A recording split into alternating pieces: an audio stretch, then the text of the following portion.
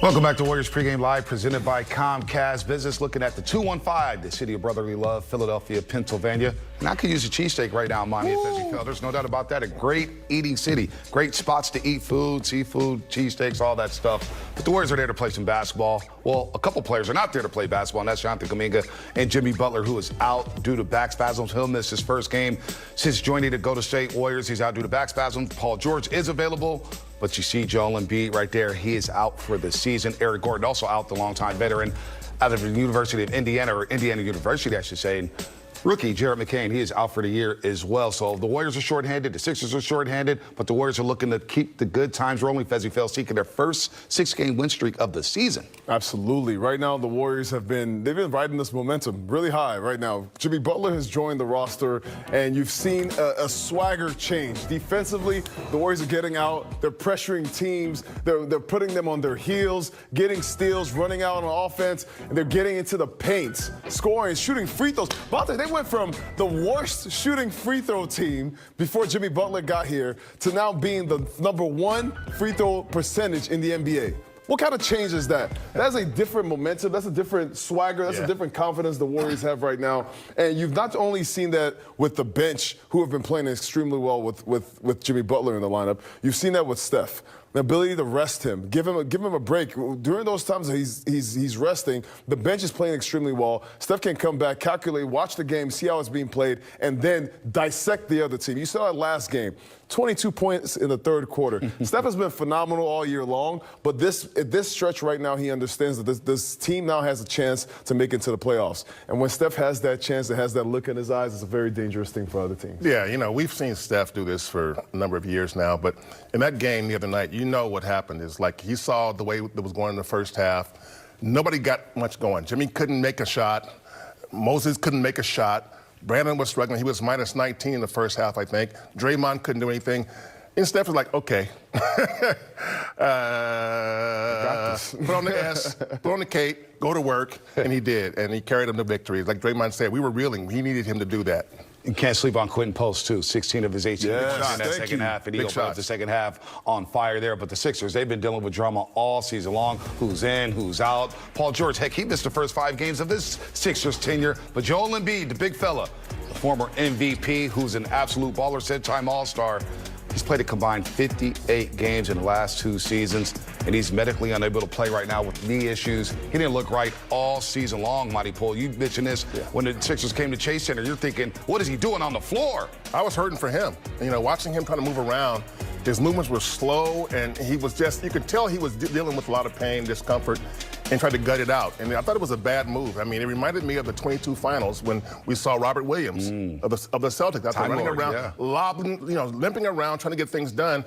And you can only be so good when you're playing that hurt. And I admire him for being courageous enough to try it, but it didn't work out. And I think the best move for him right now is to shut it down and get better as soon as you can. A healthy Joel Embiid is scary. Yeah. He is probably one of the most talented players in the NBA when he's fully healthy. This is a former MVP we're talking about. A guy who, after the whole trust the process where it seemed like the Philadelphia 76ers were tanking just to get these picks so they can build a championship roster, they got this star in Joel Embiid, and everybody said, yes, the process works. But they got a Joel Embiid, and he came into the game, and his footwork, combination of footwork, his strength, his size, and his ability to move. You saw names like Hakeem Olajuwon being mentioned when you talk about him. People talked about Shaq and the way he dominated in the middle of the paint. And with his jumper and soft touch, you know, he just had so many facets. So to see a big man like that struggling at this pace, when you watched him last game, the Sixers were actually, they weren't really that much better with him on or off the floor. Matter of fact, I think the Sixers were slower with Joel Embiid on the floor. And that's all due to knee injuries. As a big man, I know I'd had to deal with some knee injuries. You always have this feeling like, if I do one more thing, it's going to make me better. It's going to make me feel healthy. And Joel Embiid is getting older. He's 7 foot plus, 300 plus pounds. It's really hard to get the knee better when you're having those issues, when you're that big and you move the way you do. So for him, I'm hoping that he gets better and he's able, because just as a fan, I'm excited to see Joel Embiid on the floor. But right now, the Philadelphia 76ers have to try to figure out a way to play without Joel Embiid. Just 20-38 on the season. The Philadelphia 76ers and Joel Embiid played in just 19 games this season. But there's another player on that roster that's getting a lot of ridicule out there in Philadelphia, and that's Paul George, a former Clipper, as we welcome in the great KB, Garrett Burke, at Petaluma's finest, Dalton Johnson and KB. I just wondered, did the Warriors dodge a bullet last offseason by not acquiring Paul George? I don't know if it was dodging a bullet, but you can always see these forks in the road. And remember, on his podcast, he said it was a real thing that was close to being done. But yeah, I mean, what would have happened if the Warriors had gotten Paul George or Lauri Markkanen, or what would have happened if D'Anthony Melton didn't tear his ACL? You can go down all of these forks in the road, and you never know how a player's season is going to be. All of that said, what do you think about the Warriors being, getting Jimmy Butler, the player they needed now in this moment, and watching Paul George, play in Philadelphia? Well, Gareth, let's play a game I like to call Crisis Averted. That's how I see it right now with Paul George this season. The Warriors' plan A was a sign and trade with the Clippers bringing in Paul George for this season. It made sense as far as his age, his skill set with Steph Curry, with Draymond Green. But we know you bring in Paul George, that deal starts with losing Andrew Wiggins. Straight up, Andrew Wiggins has been a better player this season than Paul George. And he was, of course, the main ingredient in bringing Jimmy Butler from the Miami Heat. There's been different reports about Brandon Podziemski, about Jonathan Kuminga in that deal. But Moses Moody, he would have been part of that deal. And you look at Moses Moody now, he's 12 years younger than Paul George. His three-point percentage is 3.2% better than PG this season. Per 36 minutes, points are right there, all while being nearly $38 million cheaper. So Mike Dunleavy, he's in his Matrix era, dodging that contract like he's Neo right now. Sometimes the best move is no move, mixed in with a little bit of luck, too. So, yes, in my eyes, crisis averted at the end of the day right now. Okay, you're maybe more direct than I was. But you just never know. And part of that is you have to have the patience for Moses Moody in year 4, or the opportunity, finally, for Moses Moody in year 4. You know what I mean? Like, all of these forks in the road, let people blossom. And then for PG-13, when you're playing in an offense that's struggling and you're struggling, it's hard to tell, like, which is causing the other thing. So, I don't know. I'm just trying to be nice to everybody out there. No, you're doing a great job doing that, really looking forward to this game. I appreciate you being kind, KB, but I got to say, Dalton, man, he's been hanging around us too long. What's going on? Matrix references. Throwing bows out here, folks. Come on. But I agree with Petaluma's finest all Paul George podcast, P, and we can talk amongst ourselves about Paul George. And you saw the numbers there when KB and DJ was talking. 36% from the three-point line, averaging just 16 points a game.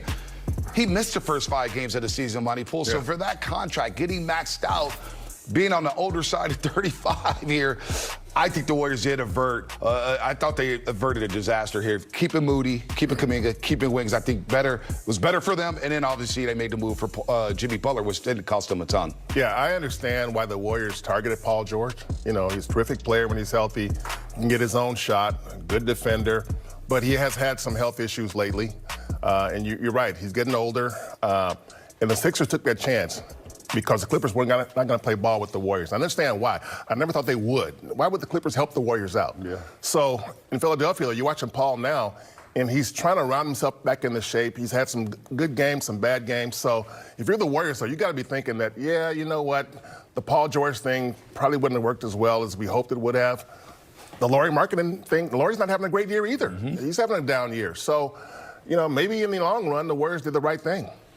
When you saw the news of the Clippers, they were not going to play ball with the Warriors, Paul George was going to the 76ers, you thought, man, maybe they did them a disservice, right? The Clippers sent Paul George to the Eastern Conference Finals.